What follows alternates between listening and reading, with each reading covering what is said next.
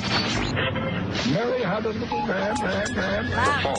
We believe that all men are created equal. To the magnificent mosaic that is America. From radio beacon to radio beacon. I have a dream today. Change has come to America. Believe me. Help is on the way. Knock, knock. Who's there? It's a figment of your imagination. Randi Rhodes Show. Turn up your mind.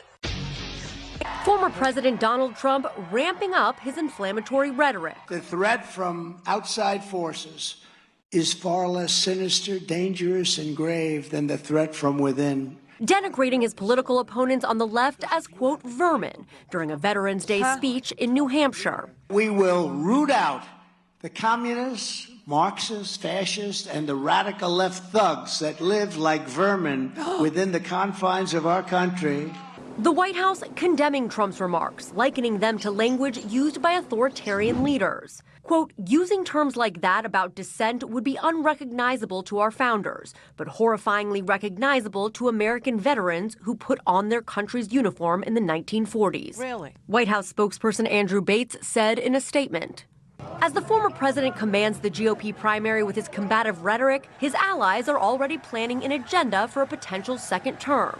The proposals include leveraging the Department of Justice to go after his political rivals. If they do this, they've already done it, but if they want to follow through on this, yeah, it could certainly happen in reverse. The 2025 agenda would also expand the hardline immigration policies Trump pursued during his first term in office. We will begin the largest domestic deportation operation in American history. Oh, my God. With the mass detention and deportation of undocumented immigrants. I will shut down this travesty, terminate all work permits for illegal aliens, and demand that Congress send me a bill outlawing all welfare payments to illegal migrants of any kind. It's part of an escalation in anti-immigrant language by the former president. It's poisoning the blood of our country. Oh, good God. It's so bad, and people are coming in with disease. People are coming in with every possible thing that you can have. Holy crap. I mean, the man is showing you who he is. He's telling you who he is. He's talking about camps, mass deportations. He's using Hitler words like vermin. He's saying blood libel. He's saying, it's going to get in your bloodline and screw up your family lineage. I mean, this is so grotesque. It is so ugly. It is so base. It is so low.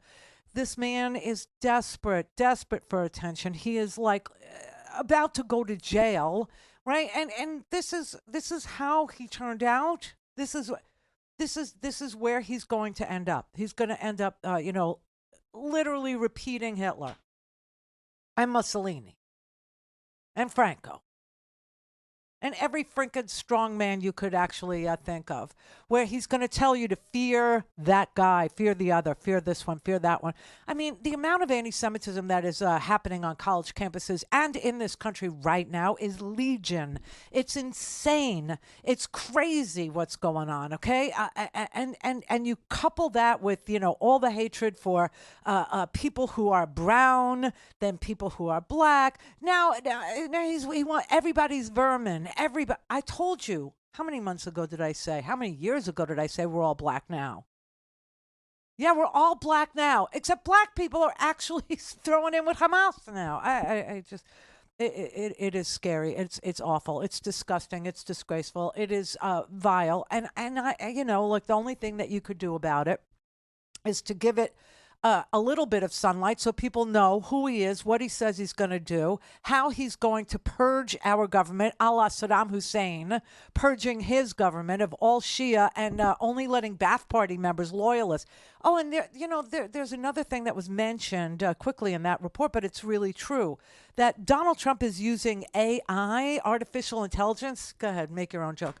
But he's actually using artificial intelligence because he wants to find loyalists who can then be part of his administration and let him get as fascist as he wants to be. And so he is using AI to screen potential candidates for all their social media posts, to look for all of their social media posts, anything that's public that would indicate that they might have a shred of disloyalty for anything Donald Trump is for. And if that's true about you, if you ever posted on Instagram or if you ever posted, by the way, if you posted on, one of the Stormfront, or any of those, that's a plus. That's a plus. The more Nazi you are, the more he'll, be prone to at least giving you an in-person interview, I guess. It's so unbelievable how desperate and ugly this man is going to, allow the discourse in this country to get. And that's before we even consider whether or not he could win. It's before we consider whether or not it's going to be a close election, one that he can actually, create doubt about again. Nobody knows. I could just tell you that there's some third parties now.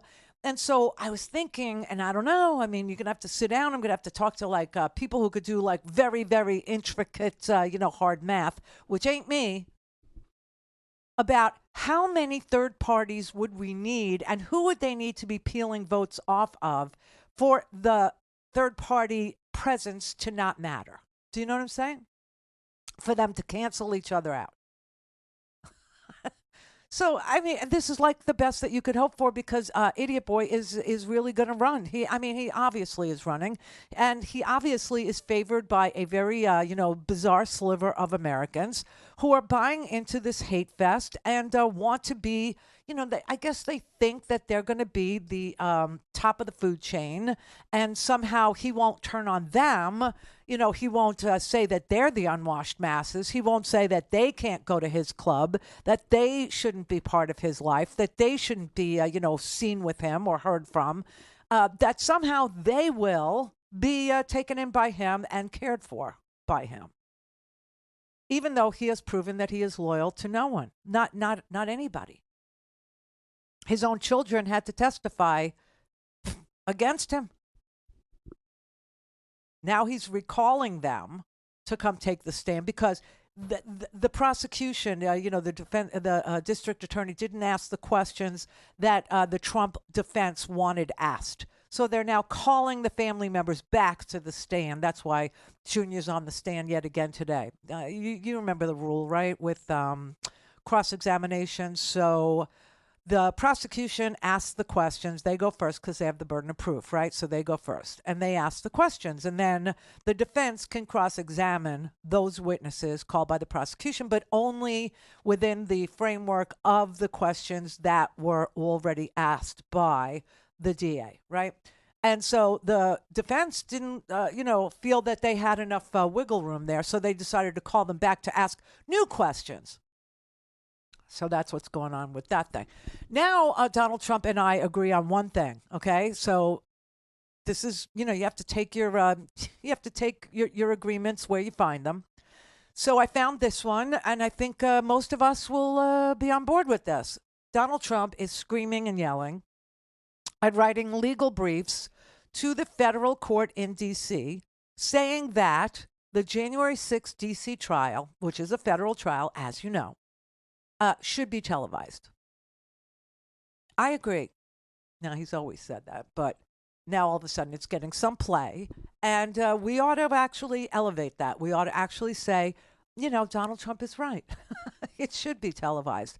Now, the federal courts, they don't televise any criminal trials. I think some civil trials might get, a bankruptcy trial, maybe, but definitely not criminal trials in federal court. Now, state court, that's a different thing. We've already seen Fulton County. We've seen that the judge in that particular case welcomes the cameras into the courtroom. And, there was no harm, no foul, nothing. But the federal, they'd have to get permission. And from whom, right? Yeah, the dirty Supreme Court. So I don't know. But I will tell you right now that this is going to be the trial of our time, no question about it. And we are entitled to see how that unfolds. Because you have a man here who's talking like Hitler. We need to see that trial.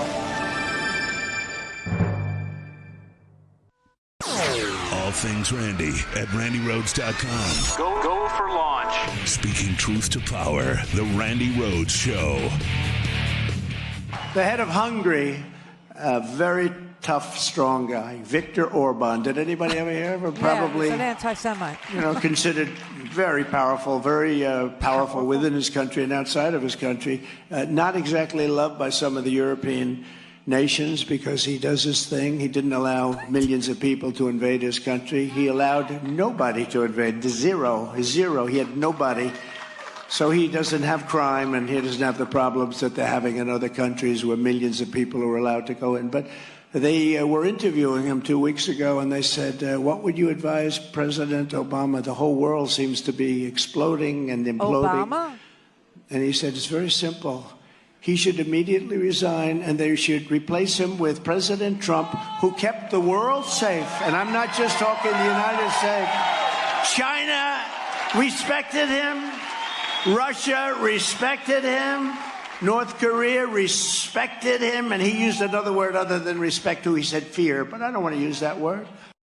Okay, this is really getting twisted, okay? This is so unbelievably bad. He's now, listen, him and Tucker Carlson and all of the anti-Semitic white supremacists in this country, the Nick Fuentes types, they have all been drooling over Viktor Orban, who is, because white people commit no crime. You understand that's the message there. White people do not commit crime.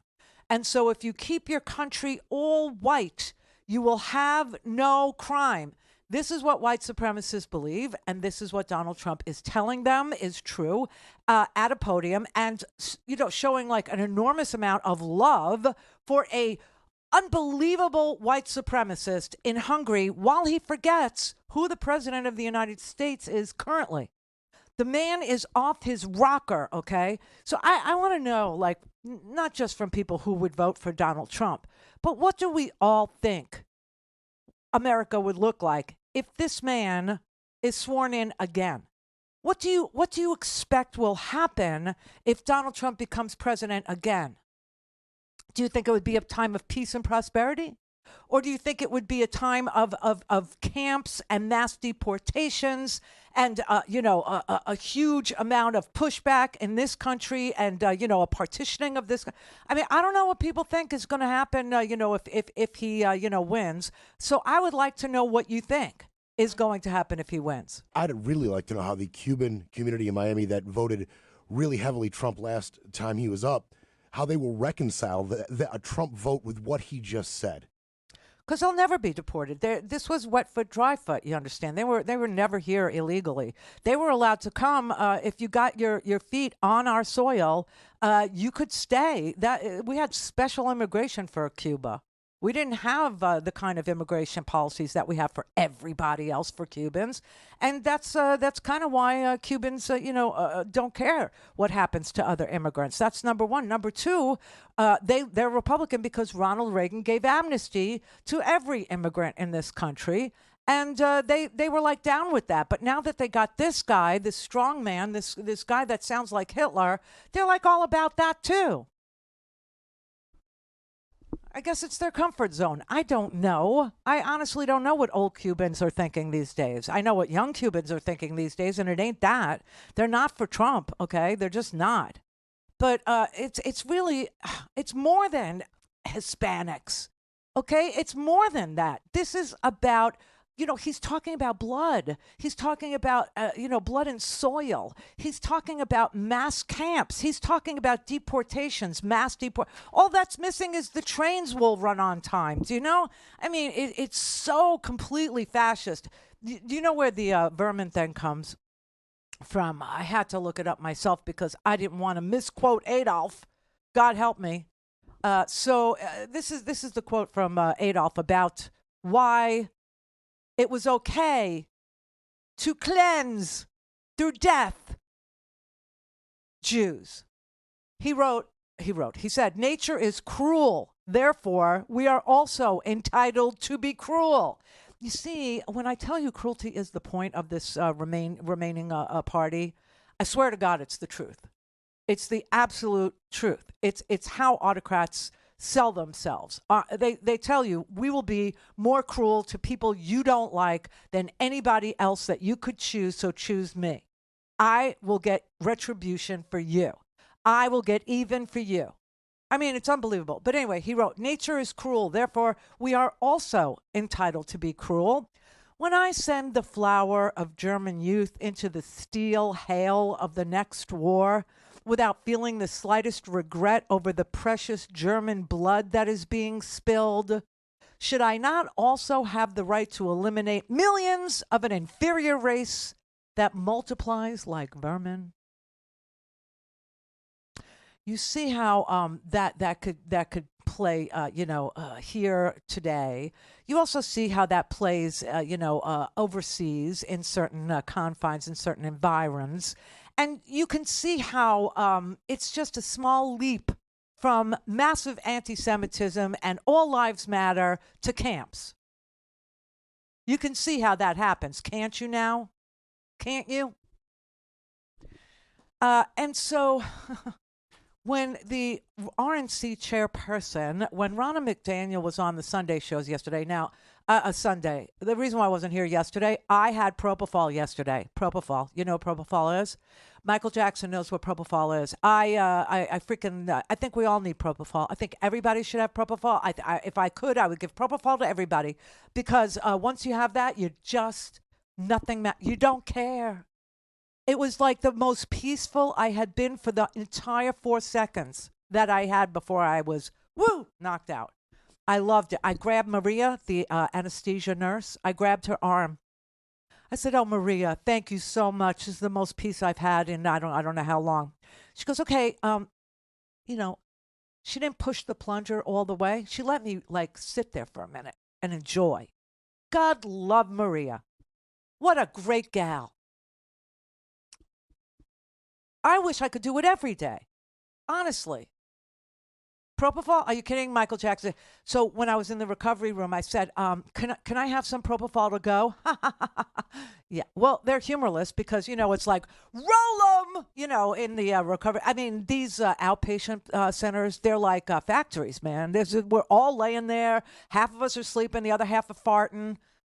They pump air into you when they do colonoscopies, when they do endoscopies. There's lots of air, and it's got to come out. And it's like, wow, I'm part of this now. I've actually become part of this. It's my world now.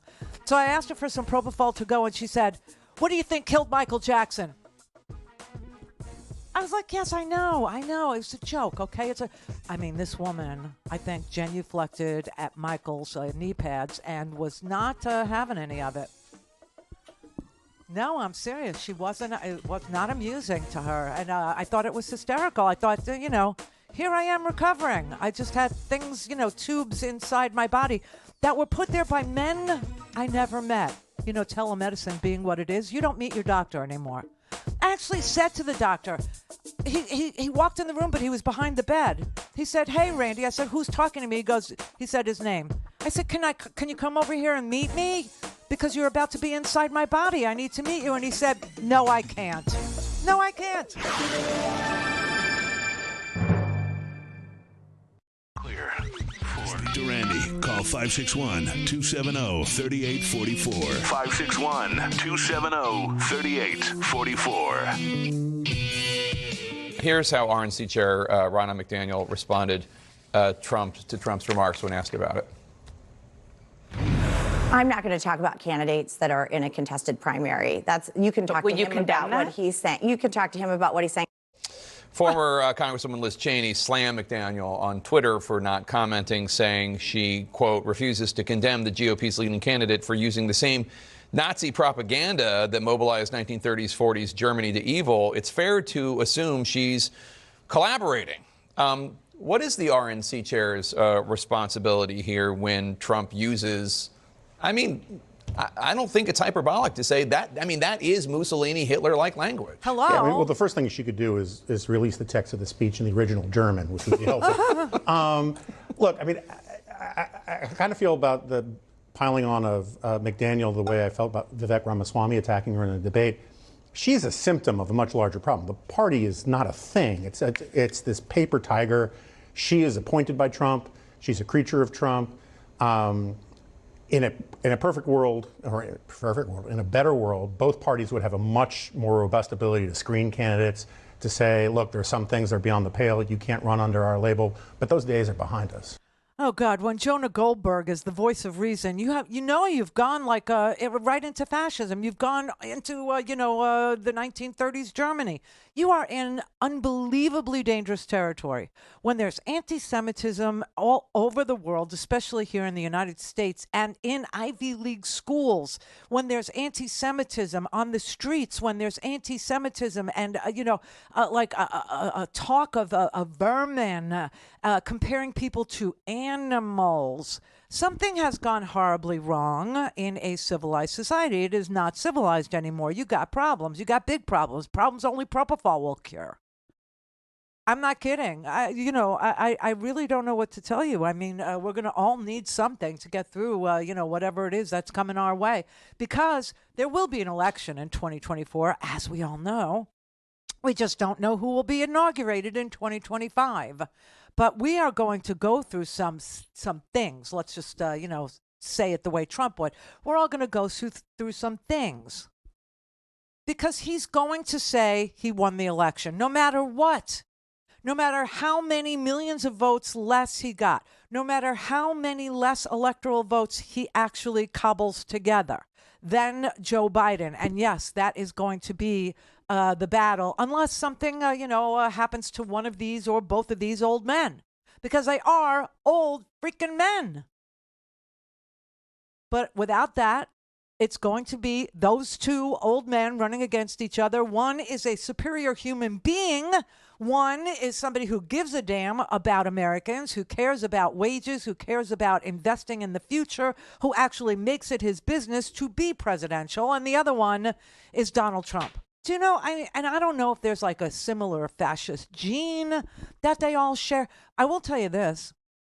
If you put them all next to each other, like Kim Jong-un, okay, and Donald Trump and Adolf, they all have the really weird hair gene.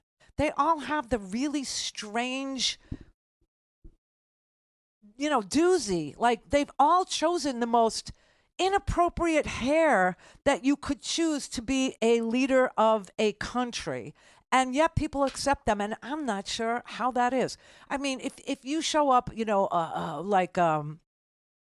know, with purple hair, we have a couple of what's her name, Rosa DeLauro, who's a congresswoman. She's probably a little older than me, if that's possible. I'll just say she's like one colonoscopy ahead of me. This is how I measure age now.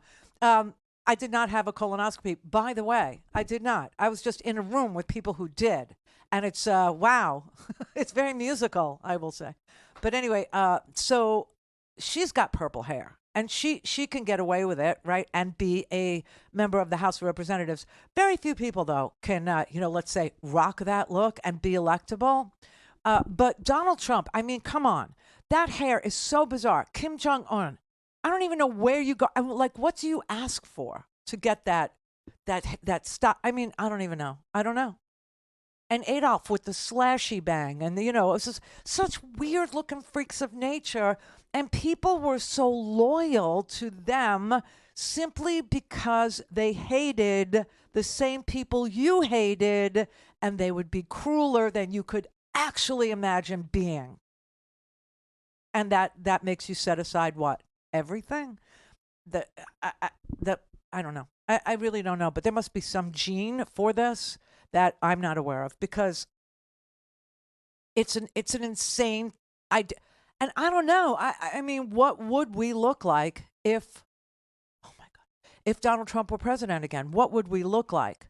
I just, Howard keeps asking me, should we buy a gun? Should we buy a gun? What do you mean, a gun? Oh, yeah. I'm like, I think we need a rocket-propelled grenade launcher at this point. I don't think a gun is going to cut it. I mean, you sweet little country mouse, you. You think like a little pocket pistol or something? Like, I mean, this is kind of, what Jewish guys think, We'll get a gun. No, not a gun. No, not a gun. We need to start using, I don't know, hospitals and local schools and JCCs as armories now, the way Hamas does. Oh, yeah, Hamas does. So you know what I did today in the homework, in case you're wondering? So I went back to see how long has Hamas been using hospitals? How long has Hamas been hiding, like massive weaponry in mosques and schools? So it's an easy Google. It's not that hard. Don't thank me, because it was so like nothing to do. Because yes, they've been doing it forever. And if you go and Google, Hamas weapons in schools, mosques, whatever, you're going to get articles. I chose a nice mid ground. I went for 2014, and I put it in the homework. And I don't know how many people are actually going to read it and realize, oh, that was 2014 that I just read. I thought it was yesterday. No. They've been doing this forever. They use human shields. And why do they do it? Because the payoff for this is twofold. It's two cruelties in one. Remember, they don't think that they're responsible for the safety and security of their own people. They think their own people are refugees. So in their minds, the UN is responsible for the safety and security of their people that live there, right? They have no responsibility or feeling or loyalty to the people who live in Gaza. None whatsoever. In fact, if you want to work in Gaza, you will kiss Hamas' ass. You will. So that's the situation there. So they've been putting weapons in schools and mosques and hospitals and building this 500-mile tunnel system underneath a 24-mile long, 6-mile wide piece of land forever. So that if you hit the hospital, the whole world calls you a war criminal. And if you don't hit the hospital, they get to keep their weapons. It's pretty slick, huh? So let's pretend that Donald Trump doesn't know this now.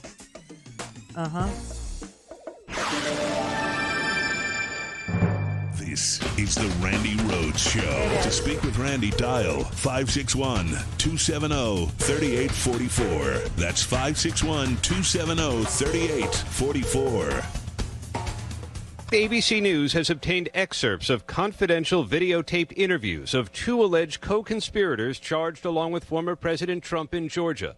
The two attorneys in these videos have now turned and are cooperating with authorities. Sidney Powell, who once claimed that dead Hugo Chavez was one of the reasons behind Trump's loss, and Jenna Ellis cut plea deals on reduced charges in exchange for their cooperation, giving interviews to prosecutors. We're here with a proffer with Ms. Jenna Ellis. Ellis, who falsely claimed ballots were manipulated, recounting a time at the 2020 White House Christmas party when she said Trump aide Dan Scavino told her Trump planned to simply refuse to leave the White House. He said to me in a kind of excited tone, well, we don't care and we're not going to leave. Ellis said she asked him, what do you mean? He said the boss is not going to leave under any circumstances. We are just going to stay in power. Oh, my God. And I said to him, well, it doesn't quite work that way, you realize. And he said, we don't care. Scavino did not respond to requests for comment, and an attorney for Trump called the purported conversation meaningless since he did ultimately leave the White House. Sidney Powell also told prosecutors Trump was determined to stay in power, despite his aides repeatedly telling him he lost. What was President Trump's reaction when, I guess, this cadre of advisors would say you lost? It was like, well, they would say that and then they'd walk out and he'd go, see, this is what I deal with all the time. Trump has pleaded not guilty and denied wrongdoing. After Powell's guilty plea, they both denied she was his lawyer. But Powell told prosecutors Trump knew she was one of the few willing to support him. I was the most experienced federal practitioner in the group. Did I know anything about election law? No. Powell pushed that outrageous conspiracy theory that voting machines were controlled by Venezuela, even pointing a finger at former dictator Hugo Chavez, who died nearly a decade earlier. This was exported from Venezuela and by Maduro and by Mr. Chavez. This is the consummate foreign interference in our election. She told prosecutors Trump weighed a plan to seize voting machines in multiple states, despite no evidence of ballot fraud. That would have allowed the machines to be secured in 4 or 5 states or cities and see about doing a bipartisan or military or whatever everybody agreed on review of the machines. A military review of seized machines by making Sidney Powell special counsel. I mean, this is really this is what Michael Flynn was telling people. saying that the president needs to declare martial law and go seize the machines. And Sidney Powell is now confirming that that was, an idea, and that Coffee County was part of that. They went to a friendly Republican county in Georgia where they could get access to the machines. And if they took the machines, they would be able to go through the machines and say to the American people that, we found that votes were being flipped in this particular county. And it's a Republican county, and still votes were not being accurately tallied. So can you imagine what happened in closely contested counties? I mean, it's so disgusting. And she's so batty. She's so nuts, man. And you know what? Every time I look at that clip from that particular day, the one where she's wearing the leopard sweater with the, Y necklace, the girls now, the Y. There's you see Jenna Ellis standing behind her, and then you see Rudy Giuliani on the left of her, to the left of her. But you also see Joe DeGeneva, his wife Victoria Tensing, and Joe DeGeneva. They've been involved in what happened to them. And where's Cleta Mitchell, who was on the phone in Fulton County? I guess this is why we have to wait for the trial. But here's another question. Where did we get this? Where did we get these deposition tapes? Who gave them to ABC News? I would like to know who gave them, because some people are saying that it came from the DA, and other people are saying it came from the defense, and that Donald Trump is putting it out there to intimidate other people, to actually, get people to be angry at them for what seems like cooperation. Even though I will say, Sidney Powell doesn't disabuse anybody of the notion that Donald Trump believed he won. The intent is that, to show that Donald Trump knew he lost. And he did know he lost because, he told Mark Milley, he told him, we'll leave the withdrawal of troops in Afghanistan to the next guy, because he knew he lost. He did a lot of things that indicated he knew he lost, like taking documents, like moving out of the Oval Office, like a lot of things, okay? But she's not actually sitting there saying anything that would show that he knew he lost. In fact, if you listen to some of the stuff she says there, when people would tell him he lost, what happened? And she said, they would tell him he lost, they would leave the room, and then he would turn to me and he would say, see, this is what I'm dealing with. Meaning, I know I won, they just don't want to fight for me, right? I mean, it's. Were you ever around when anyone told Donald Trump that he had lost the election? Oh, yeah. What was President Trump's reaction when, this cadre of advisors would say you lost? It was like, they would say that and then they'd walk out and he'd go, see, this is what I deal with all the time. Ellis and Powell were charged alongside the former president and 16 others, accused of trying to overturn the Georgia election results. They have pled guilty to reduced charges, avoiding jail time by agreeing to cooperate, even disavowing Trump in court. If I knew then what I know now, I would have declined to represent Donald Trump in these post-election challenges. I look back on this whole experience with deep remorse. Ellis telling prosecutors she was personally informed by Trump advisor Dan Scavino that Trump had no plans to leave the White House, even though Joe Biden was unmistakably the winner of the 2020 election. I emphasized to him I thought that the claims and the ability to challenge the election results was essentially over. And he said to me in a kind of excited tone, we don't care and we're not going to leave. He said, the boss, meaning President Trump, he said the boss is not going to leave under any circumstances. We are just going to stay in power. And I said to him, it doesn't quite work that way, you realize. And he said, we don't care. Trump has pled not guilty in the case and denied all wrongdoing. In a statement to ABC News, his attorney said the, quote, purported conversation as told by Ellis is, quote, meaningless, and that the only, quote, salient fact is that Trump did leave the White House. Oh, my God. So it doesn't matter. It doesn't matter that January 6th happened, and it doesn't matter that there was violence at the Capitol trying to delay the certification so he could stay. It doesn't matter that he said, I'm going to walk there with you and then he didn't, it doesn't matter that there's evidence that comes from I don't know how many witnesses that say that he knew that there was violence and that he didn't want anything to be done about it. And that he sat in the dining room watching the whole thing on the TV. It doesn't matter because he left, you see. So none of that in the middle, between the time he said that he didn't lose, the violence, and then the acceptance that he did lose after the violence, the stuff that happened in the middle with the violence doesn't matter. You freaking kidding me? They have the nerve to say that to your face? How stupid do they want you to be? How disrespectful of your intellect are you going to let people get? How much are you going to let them play with you? Robert in Florida. Yes, hello. Hi. First time I ever saw this channel and your shows. I just flipped it on, and I saw you talking about the videos that surfaced today, and who put those out. Yeah, I got a question about that as well. Is this all meant to be? It's got to be. These things don't come out by accident. Yeah. So what do you make of all this? Do you think this is, where do you think it's going? Where do I think it's going? I think he's going to the Hoosgow. I think the man is going to run for president from jail. And people will vote for him even if he's in jail. Do you know how sick we've let our country get? You think COVID was a bad thing? You think COVID made us a little nuts?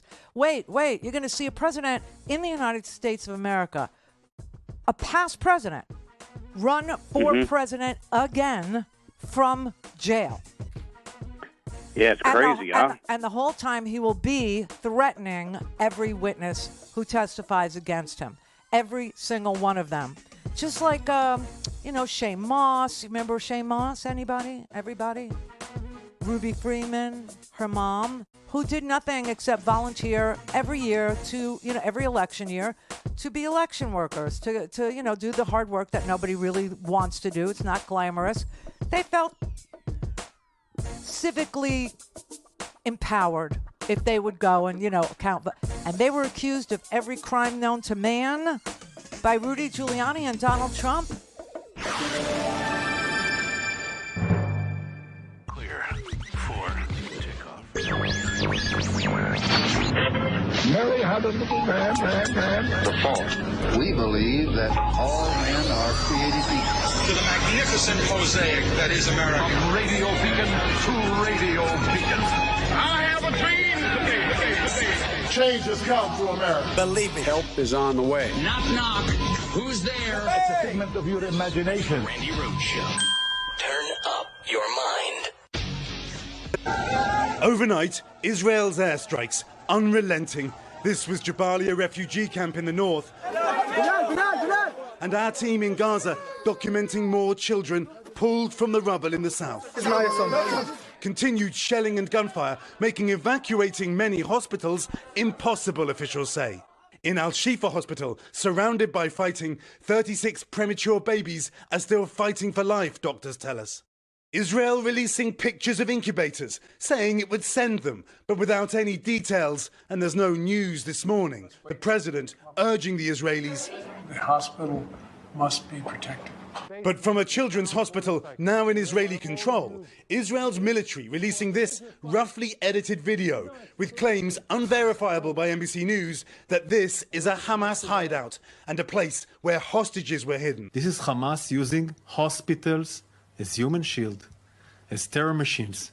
A 3-year-old American-Israeli hostage now named as Abigail Moore-Redan, her parents murdered by Hamas, along with 1,200 others. And it's almost 4 weeks since Hamas posted this video of 21-year-old hostage Mia Shem, her mum fighting every day for her release. The only thing I know is what I saw in this video. And in a few days, it will be a month. In the video, Mia says she had 3 hours of surgery in Gaza in a hospital. Wherever she is now, her mum just wants her home. There are talks happening that may lead to some kind of a deal? Do you have a sense of what you want to see? I just want to see Mia at home. I don't care how. I'm only a mother who got up to this crazy situation, to this terrible, terrible situation. And all I want is to get her back. In Savannah this morning, we got news of the death of a hostage, 19-year-old Israeli soldier Noah Marciano. The Israelis say that they have told the family of her death. Hamas announced her death yesterday and released a propaganda video of her that they had recorded before she died. I've got to say, Savannah, just talking to the families, their strength is extraordinary. Yeah, and also a 74-year-old woman who, Sylvia, who was a peace activist, okay, she was murdered too. They reported today she's been killed by Hamas, which she was fighting for a side-by-side, a better world, a world that didn't include war, a world that actually said, I don't care where you're from, I don't care what our history is, I want to move forward with you. And then Hamas killed her. They kidnapped her and they slaughtered her. So there you have it, everybody. That's what happens when you let a terrorist run your country. That's just kind of what happens. It's what it ends up looking like. Okay. Russ in New York. Oh, hey, Randy. Too bad you can't grow propofol at home, Right. Brett practically gave me a proctological exam to stay on the topic. So I really want to answer your question about what do I see if Trump becomes president? And to me, I see the end of the uniparty. I see a left-right alliance. And I want to know if you saw this, that AOC and MTG both came out for releasing Assange. I don't want to bring that up if it's off topic. It's way off topic. Right. Okay, so I'll stick to the left-right alliance. And what I want to ask you, would you prefer, Randy, to see a rerun of an American fascist who's twice impeached and gets the election stolen from him, or would you prefer to see World War III? Which president had an election stolen from him? Well, I mean, you're asking me what I see. I am asking you. So six. I see it as a choice. He may be an American fascist, but I'd rather have that than World War III, frankly. You would? Yes, ma'am, I would. You would rather give up your freedom of speech? You would rather give up, your freedom to say what you want to say? Or, you would rather see a president, shut off news media from you and all you get is, his propaganda to fill your brain every day? You would give up your freedom for what? For what? I'm more worried that Brett's going to cut off my freedom of speech. Not Trump. He doesn't affect me. What's the payoff for you that you would give up your freedom of speech for? What would you get in return? I don't believe in the premise. I'm not giving up my freedom of speech. You just said that you would vote for an American fascist. And right, so that implies that you're willing to give up your freedom, right? You want fascism in America, and I'm asking you in exchange for what? What is so valuable to you? Randy, it's tongue-in-cheek. He's twice impeached, and the election stolen. He's not much of a fascist. He's kind of a two-bit fascist. But did you hear about Angela Merkel? Trump is proud that she said there's only one person that could draw a crowd like you, Don, and that's Adolf. Did you hear that? I mean... What? Yeah, Angela Merkel. Trump is going, Angela Merkel is a private citizen. Who cares what she says? Well, I think it was when she was chancellor, and she's saying, oh, Trump, you draw a crowd like Adolf Hitler. And he's proud of it. So, I mean, not it's anymore. Kind of he was like in freaking New Hampshire this weekend when he said these vile things, and he had like tens of people in attendance. I mean, people are not lining up for him anymore because they understand that he's self-serving. They understand he doesn't want to be the American president. He wants to be the president of Trumpville. He wants to be an American dictator. He wants to be an authoritarian. You realize that if he became president again, you would not get to vote. You know how we sit there and we go, but Hamas. They voted for Hamas. Yeah, in 2006, right? No, they haven't had an election. We won't have one either. Is that cool, or are you being sarcastic now? I can't tell with you. Well, if you prevent a peaceful revolution, you make violent revolution inevitable. That's what's been going on over there. I mean, come on. What are you talking about? Now we're talking about Israel. Is that what we're talking Well, about? I thought you brought it up.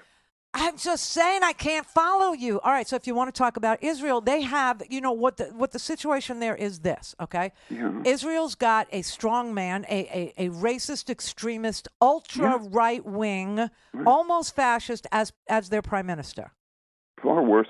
Yeah, far worse than Trump. Hamas has a terrorist organization as their government. And this is what needs to be, somebody needs to get in the middle like Qatar and negotiate between a fascist, racist, extremist, ultra-right winger and a terrorist organization. That's what you're watching. And if you don't, and if you're not like, I don't know, somewhat alert to Randy, what's going on here, we will have that too.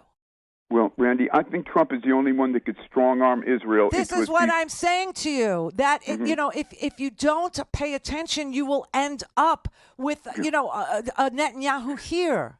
Yeah. Well, I'm going to do my homework on Nimrod Aloni, and I'm glad you're shielding me from the facts, Randy. And I really do like you, and you are hilarious. Why don't you go, screw yourself? Because really, come on now, be friendly. I love you. I love you, Randy. You don't want to engage in a real conversation. I wish you would. I really do. I wish that I could think of you as an intellectual heavyweight. But I think of you. I know you think I'm stupid. I think of you as a troll. I think of you as some guy who just likes to, I don't know, be sarcastic when it suits him and then lie when it suits him.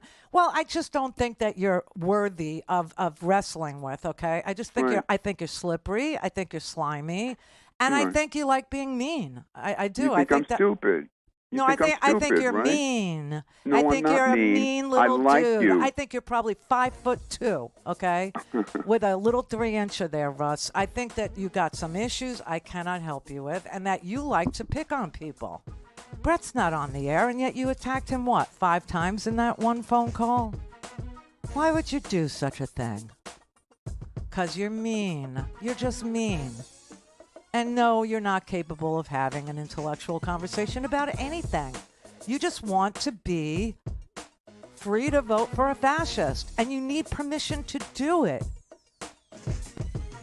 Because you can't get it from your own damn soul, because your soul won't betray you the way that you hope I will. You're a sad, sad person. You're a sad, sad man. And listen, it's okay. Keep calling me as much as you want. Doesn't pick my pocket, doesn't break my knees.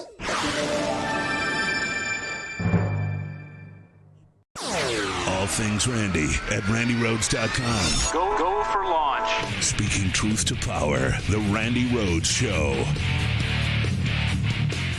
The last time, him and I kind of had a back and forth. Appreciate your demeanor today. It's quite different.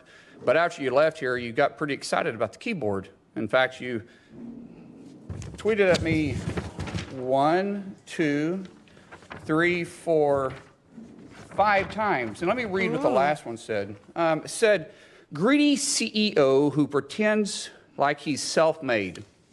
Sir, I wish you was in the truck with me when I was building my plumbing company. Myself and my wife was running the office because I sure remember working pretty hard and long hours. Pretends like he's self-made. What a clown. Fraud. Always has been, always will be. Quit the tough guy act in these Senate hearings. You know where to find me. Any place, any time, cowboy. Sir, this is a time, this is a place. If you want to run your mouth, we can be 2 consenting adults. We can finish it here. Okay, that's fine. Perfect. You want to do it now? I'd love to do it right now. Well, stand your butt up then. You stand your butt up. Oh, hold on. Big guy. Oh, stop it. Is that your solution? Oh, my God. No, sit down. Sit down. Okay. You're a United States Senator. Sit down. Active. Oh, okay. An actual United States senator challenged a witness who happened to be the Teamsters president to a fist fight. That's the America that Russ wants. That Russ is willing to give a fascist his vote because Russ wants the Trumpification of the entire government so that you can watch U.S. senators challenge witnesses to fist fights a la, I don't know, South Korea? Oh, my God. I couldn't believe that today. I couldn't believe that. Sean O'Brien, he's the Teamsters president. He went to the Labor Committee where Bernie is the chair to, testify about unionization and how it's a good thing for even non-union shops and it drives wages up, blah, blah, blah, right? And Mark Wayne Mullen, who apparently sold his little plumbing company that he says he made all by himself for, I don't know, somewhere between $31 and $75 million. How many toilets did that include? That hedge fund swept in and said, we must have your plumbing company. I mean, it's so ridiculous that we're supposed to believe he's a self-made guy. Anyway, $75 million the guy is worth. He hid a lot of his salary. It was his daddy's business, on and on it goes. But this guy is a senator now, and he decides he's going to challenge the witness in front of his committee to a fist fight. Because anyone that disagrees with you or anyone that is, in opposition to you needs to have the crap kicked out of them. And that is what Russ is for. That's what he's all about. Because if you get a left-right party going, like getting agreement, that's a uniparty. And one thing we didn't get around to on Russ's awesome, amazing points was he was looking forward to the Trump retribution he's promised us. He was looking forward to seeing what that looked like. Yeah. Yeah, poor Russ. I don't think he's gotten, anything good in many, many years. He's very, very tight. Mike in Missouri. Hey, Randy, thank goodness that you brought this up. You often talk about democracies in Europe and other parts of the world. You keep your eye on it because you know that the right-wing governments, it's this trend. It's the trend towards the strong man. It is. And I can't recall if it's either the Hungarian parliament or the Turkish parliament. Fistfights break out in these kinds of governments all the time. It's not uncommon. Yeah, South Korea too. South Korea, they beat the crap out of each other. I mean, it's pretty vicious. They throw chairs, they punch, they kick. I mean, this is what, people want in America instead of bipartisanship. This is what they want. Now, if you're bipartisan, you're a uniparty. You're a uniparty. Oh, man. It's disgusting. And I think, who was it, Chomsky said that the thing that, he's just saying that, Howard, wants to get a gun. I'm like, I'm kind of right there with him, to be honest with you, because it's like, I think it was Chomsky who said that when it comes, if you try to out-muscle the other party, like if you try to outgun or out-bully the other guy, you're always going to lose because you lose the moral ground, right? And so these guys, these Trumps and this Oklahoma senator guy who just try to be the big bully, it's like, number one, they're fragile. I'm sorry, but if you're a man, I'm a guy, right? So I have strong feelings. If you're a man and you are threatened by words, you're a wuss. You're a wuss, and you don't deserve any kind of position of power, and you probably don't deserve a family to be raising kids because you're a wuss, number one. Number two, this kind of we're just running the evolutionary chart backwards. We're just becoming the primates again, the Homo erectus, and because all these guys are they're just trying to out-muscle each other. And it's so destructive. What they don't see is that it's destructive for everything around them, for democracy, for the country, for good, and for the rest of us who just want to work and make a living. And it's just disgusting. And kudos to Bernie Sanders, by the way, right, for being the adult in the room. I am so, so, so proud of Bernie. Maybe on the Israel stuff lately, he and I don't see eye to eye on much. Same goes for you and me, by the way, Randy. But I'm saying that in that Senate hearing room, Bernie was the adult in the room, and gosh darn it, oh man, can you imagine? We would be nearing the end of the second term of the Bernie Sanders presidency in some other alternate universe. Can you imagine what that would look like? Yeah. I mean, my God. Anyways, I just wanted to. I'm so glad that I was able to call in and mention that, and that you played it because. And by the way, for any of your listeners, your audio listeners, look up the clip. It wasn't because it's a visual thing too. He stands up. The guy stands up, and he grabs for his wedding ring, like, "Oh, I'm going to put my rings on while I beat you." I mean, it's like, forget about it. It reminded me of Chris Christie when he got up in teachers' faces and stuff. I mean, these guys are losers. They're wusses, and ultimately, they always lose. because ultimately there's always a bigger bully, unfortunately. Right. That's just how it works. I know. It's a race to the bottom. And, you know, there are some people that just gave up on, you know, the hard work of democracy, and they would just like to surrender as much freedom as it requires in order to, you know, get the race to the bottom going. I don't know. I don't know why people are willing to give up their freedom. I know that they took away some of the freedoms that I used to enjoy so that my kids don't enjoy those same freedoms, and it pissed me off. But it just made me want to vote, not stand up and beat somebody. I mean, I don't even understand that. And it wasn't the only violence on Capitol Hill today. Do you know that? It wasn't. So another thing that happened today was Tim Burchett. Do you know who Tim Burchett is? We all know Tim. He talks slow like molasses. He's from Tennessee. He's a uber Christian. His guy is Mike Johnson. And if Mike Johnson wants to shut down the government, well, gosh darn, I'm going to let it happen. Okay, so Burchett was being interviewed by NPR, a radio NPR host, instead of, I was hoping it was a video, because then there'd be video of it, but there isn't. But the host, she actually wrote down all the words that were exchanged between Tim Burchett and Kevin McCarthy. Kevin McCarthy went behind Tim Burchett while Tim Burchett was being interviewed and elbowed him in the kidney. Like hard. And Burchett was like, what? Clear.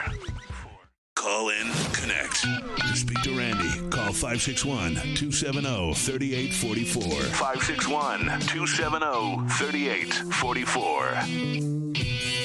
I was doing an interview with Claudia from NPR, a lovely lady, and when she was asking me a question, and at that time I got elbowed in the back, and it kind of caught me off guard because it was a clean shot to the kidneys, and I turned back, and there was Kevin, and I for a minute I was kind of, what the heck just happened, and then I chased after him. Of course, he's as I've stated many times, he's a bully with $17 million in a security detail. You know, he's the type of guy that when you're a kid would throw a rock over the fence and run home and hide behind his mama's skirt. And he just, you know, he from behind, that kind of stuff. You know, that's not the way we handle things in East Tennessee. If we have a problem with somebody, I'm going to look them in the eye.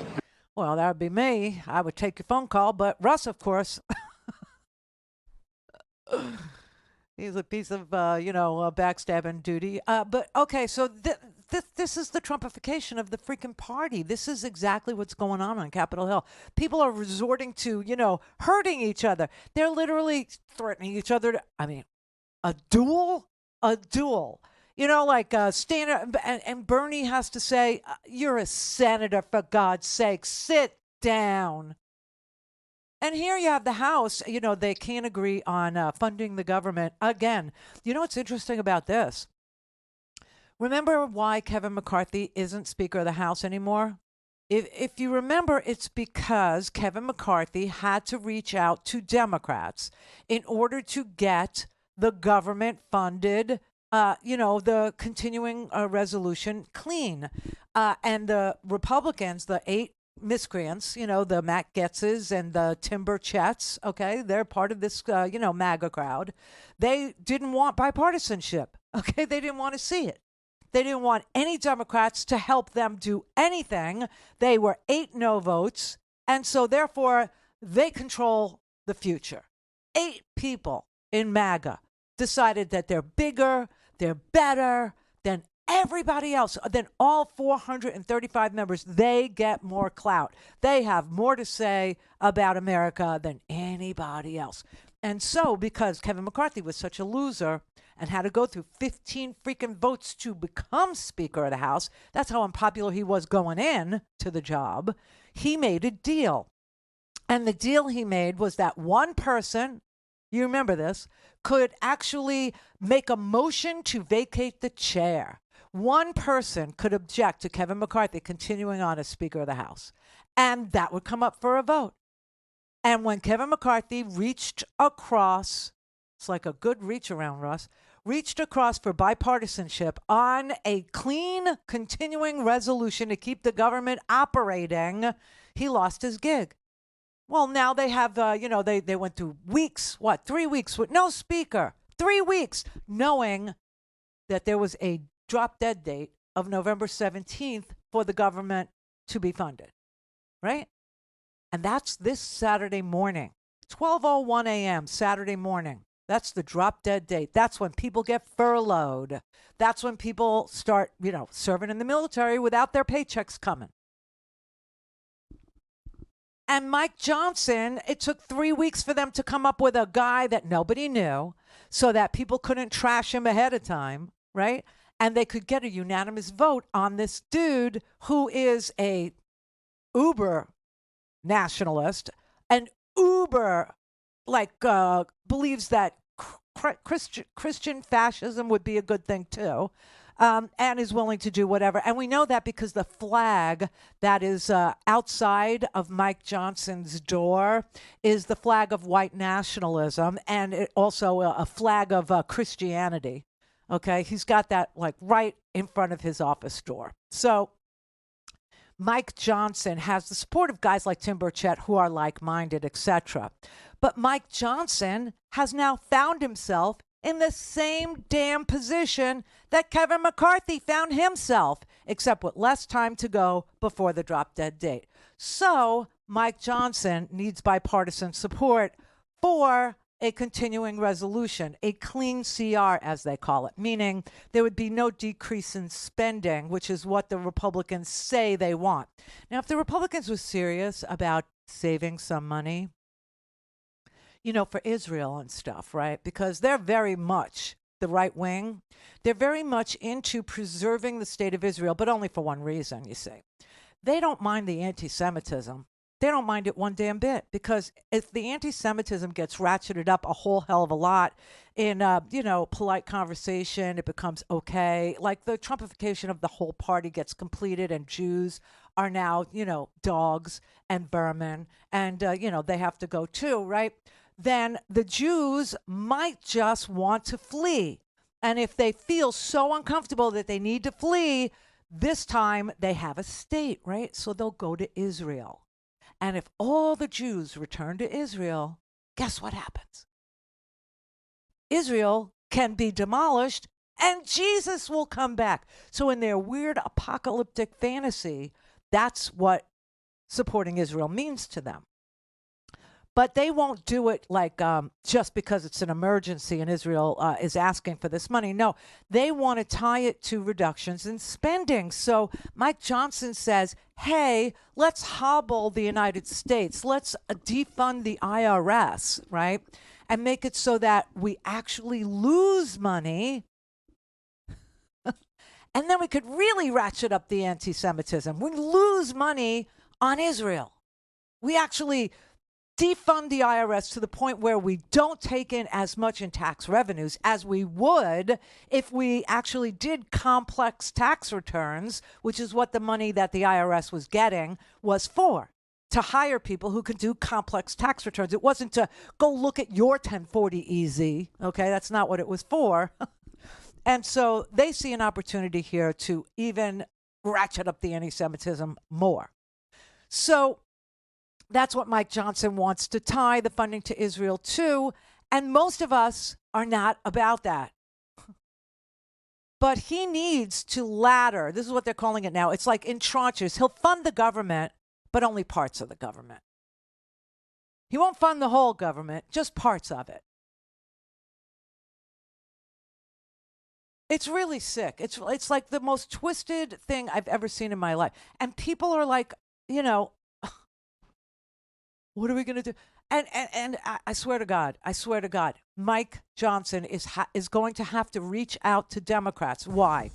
He couldn't even get this plan out of the Rules Committee. Okay? So, because the Republicans would have killed Mike Johnson's plan, because any bipartisanship is bad. Bad. You heard Russ. It's a uniparty if you have bipartisanship. It's a uniparty. If MTG agrees with AOC, that's a bad day for him. So they couldn't get it out of the Rules Committee, right? So Mike Johnson suspends the rules. When you suspend the rules, that means the threshold for passage goes up. in a straight floor vote. So now he has to get 2/3 of the House.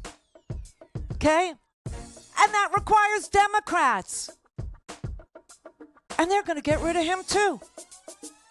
Chaos, everybody. It's what's for breakfast.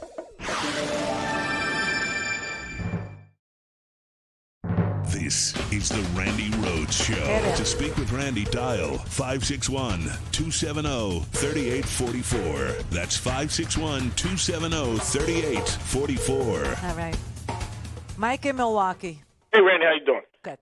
Okay, Randy, I need you to clarify something for me because me and your screener went around a little bit. God bless him. Just tell him I'm not mad at him, but we just had a nice. Well, apparently you guys are having your own show in there. Yeah, we were. He was trying to straighten me out, and I was trying to straighten him out because maybe I heard something I didn't hear.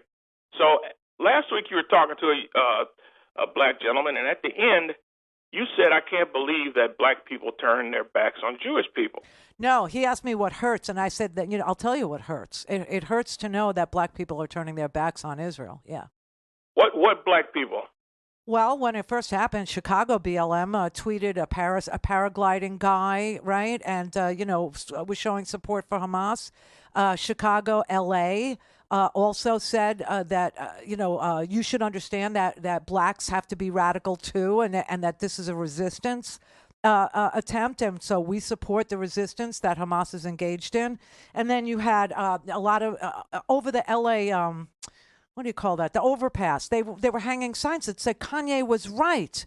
Then you had Washington State. They also issued a statement supporting Hamas. So yeah, it hurts. Yeah. Okay. Well, I didn't hear all that when you were talking to the gentleman. All I heard was, "I can't believe black people turn their backs." And as a 65-year-old black man who knows his history and knows our relationship, even through the civil rights movement and even through some of the struggles that both of our folks have went through. Yeah. I'm like, why the hell would Randy say that? Well, that's why. I mean, there's been a lot of support for Hamas from the black community. And I will say, in my email, there's a lot of support for Hamas from the black community. Okay. A lot of people. And they're saying, I'm a liar. I'm a piece of crap. That Hamas is just defending itself. They had to resort to violence. Rape and murder now and kidnapping children is somehow a legit, method of resistance to certain segments of this audience. And it's very hurtful. It really is. Well, okay, I didn't hear you talk about all that because I didn't see all that. But so now because that when you said it, those things that you just talked about right there are the things that I, as a 65-year-old black man and knows his history, I go, what black people would not know what the Jewish folks have done, and I'm thinking of that Stanley guy that was Martin Luther King's Jewish lawyer. When I look at what they did to Emmett Till, I go, how can you not look at that and then look at what they did in the kibbutz in terms of killing those kids? When they bombed the church and killed those 4 little black girls, how can you not equate that to what these terrorists and these guys are doing to the people in the kibbutz?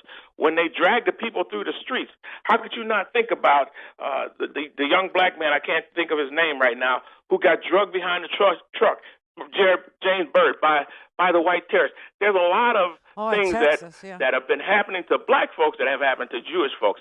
So when you said that, it caught me off guard. Well, now it really caught me off guard because I'm like, wait a minute now, we ain't turning our back. Mike. Yeah. So now that I've told you, what do you think? I think that. I was just ready to swear. I was getting ready to swear. I think that's messed up. It is. I think that's messed up, and I think that people who are doing that, separate them from a lot of us, because a lot of us in our that I know our history, that's been up in age, we know our relationship with Jewish people, and we also can, as I told your caller, this is probably why things I said, we can hold two thoughts. I can be with you, and I can hear what you say about Benny Netanyahu and the Israeli government. I can look at the plight of the people in Palestine, and I can feel sorry for that, too. You got two of the worst governments in the history of government, okay? You have two of the worst governments. No, I got you. You've been preaching that since this happened. I'm not arguing with you on that. No. I'm right in the saddle with you on that. And here's the thing that's sickening to me about the whole process. I saw when the Jewish folks went out in the streets when Benny Netanyahu tried to overthrow the government and become Trump, right? So now they have the ability to vote him out. And I'm sure his butt's on the way out the door, okay? And I'm sure I got plenty of YouTube tapes that I've been watching because I tried to educate myself a little bit more on what's happening. I've seen a video where one of his people from his cabinet went to the hospital, and this Jewish lady and the doctor told them to get the heck out of here. You guys are the reason this is happening, right? Oh, I saw that. Yeah. So I mean, I'm down with the Jewish folks and who are against Benny Netanyahu, because Benny Netanyahu has never been for a two-state solution. No. Benny Netanyahu propped up Hamas so that he could go against PLO, who wanted the two-state solution. Yes. Benny Netanyahu's been told by, I can think of Obama saying it, I can think of George W. Bush saying it, I can see this as clear as day as Clinton telling him, dudes, you got to stop with those damn settlements because this is going to hurt the two-state solution. But he just kept on buffaloing ahead and doing it. So yeah, I'm that. Like I said, when I heard that kind of freaked me out because I didn't hear all the other stuff you're saying. And you're right. If there are black folks doing that, I'm with you on that. That should hurt you. That would hurt me as much as if Jews. We have to let him go. He just said sh. You know that word. So I dumped him. He snuck it in there. No, he just got emotional. I mean, it's not a slight against his character or anything that he's cursed, and said that. And I wasn't trying to have my own show with him. I was trying to get him to a point where, listen. You and Russ and him were like. I'm just trying to get him acceptable for air because these are good conversations. If we can, they're great conversations. Focus them into on air, worthy. I just need a little bit of information about what it is somebody wants to talk about, and that's it.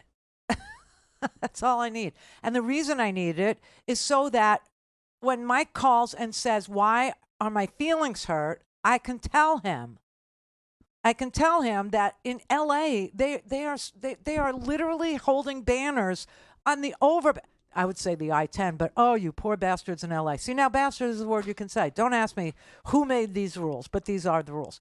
Anyway, they're hanging signs that say Kanye was right. It's so unbelievable to me, that would be the case. But so the I-10. So the I-10. Somebody set fire to it. What? Yep. Somebody set fire to the I-10. Underneath it, there was some combustible stuff, and somebody set fire to it. And now the I-10 is closed. And, you have like 20 to 50,000 cars on that particular freeway every single day. Like, L.A. didn't have traffic, enough. But somebody is setting crap on fire. Do you understand what trouble we're in here?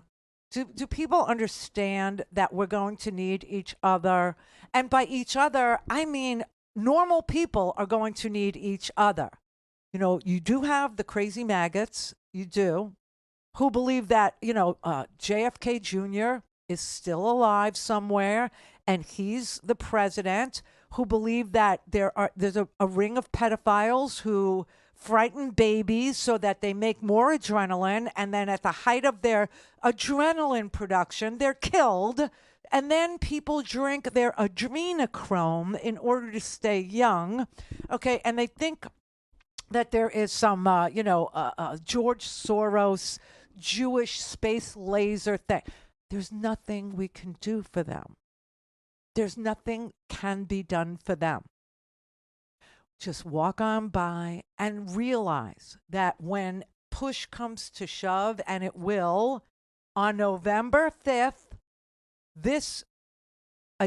almost a year from today, we all have to stick together and choose somebody who is sane. Choose somebody who gives a damn about democracy and this country. And not choose somebody who's going to ask you to surrender your freedom so he can fix it. Because you can already see that people are willing to surrender so he can fix it. Trust me, the only thing that will get fixed is you. And not in a good way. Oh, that's it? We're done? Oh, okay. I was going to take all these calls. All right, I'm sorry. We ran out of time. Lana, Diane, Ed, and two people that are just now calling in with seconds to go to the... No, here. You call... All right, I'm not going to be here tomorrow either. I'm going through some things. Like Trump said, no, tomorrow is a full day in the dentist chair. I'm not done. I have temporary things going on. So, but then Thursday, Friday, we'll be back. And then all next week, we'll be back every single day. I'm trying to space this out as best as I can. So we'll talk to you on Thursday. Hopefully the government will not be 5 minutes away from shutting down. They're going to try and pass something, but, listen, Mike Johnson, he ain't getting it done.